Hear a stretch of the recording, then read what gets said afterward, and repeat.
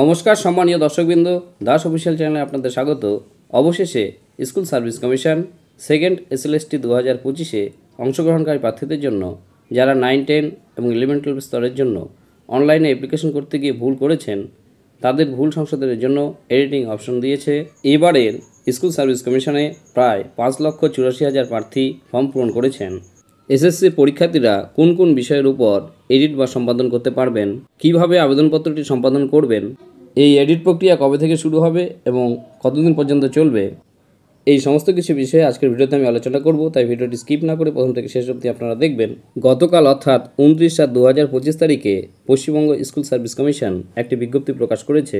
এই বছরে যে সমস্ত ক্যান্ডিডেটরা এসএসসি সেকেন্ড এসএলএসটি 2025-এ অনলাইনে আবেদন করেছেন 9, 10, 11, 12 শিক্ষক পদের জন্য, অনলাইনে অ্যাপ্লিকেশন করতে গিয়ে যদি কোনো ক্যান্ডিডেট ভুল করে থাকেন তাদের ভুল সংশোধনের জন্য এডিটিং অপশন দিয়েছে কমিশন।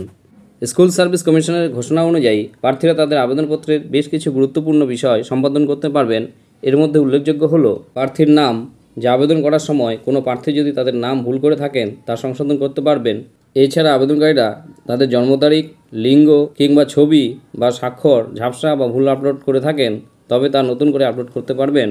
তবে পরীক্ষার্থীদের এই আবেদনপত্রটি সম্পাদন বা এডিট করতে গেলে প্রথমেই স্কুল সার্ভিস কমিশনের যে অফিসিয়াল ওয়েবসাইট সেখানে গিয়ে নির্দিষ্ট লিঙ্কে ক্লিক করে প্রার্থীরা তাদের আবেদনপত্রটি সম্পাদন করতে পারবেন। এর জন্য প্রার্থীদের তাদের রেজিস্ট্রেশন নাম্বার এবং পাসওয়ার্ড দিয়ে লগ ইন করতে হবে। লগ ইন করার পর এডিট অ্যাপ্লিকেশন বা সমতুল্য কোনো অপশনে ক্লিক করে তারা তাদের আবেদনপত্রের ভুল সংশোধন করতে পারবেন। তাই আবেদনপত্রটি চূড়ান্তভাবে সাবমিট করার আগে আরও একবার ভালো করে আপনারা দেখে নেবেন, কেননা এবারে যদি আপনাদের আবেদনপত্রটি ভুল করে থাকেন তাহলে আপনারা পরীক্ষায় বসতে পারবেন না। এমনকি এসএসসির তরফে আর কোনো এডিট অপশন দেওয়া হবে না, কারণ সেপ্টেম্বরেই পরীক্ষা শুরু হবে আপনারা জানেন।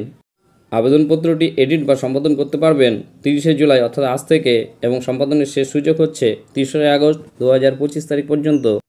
তাই সকল প্রার্থীদের কাছে অনুরোধ রাখবো যে নির্দিষ্ট তারিখের মধ্যে তারা যেন আবেদনপত্রটি সংশোধন করে নেন।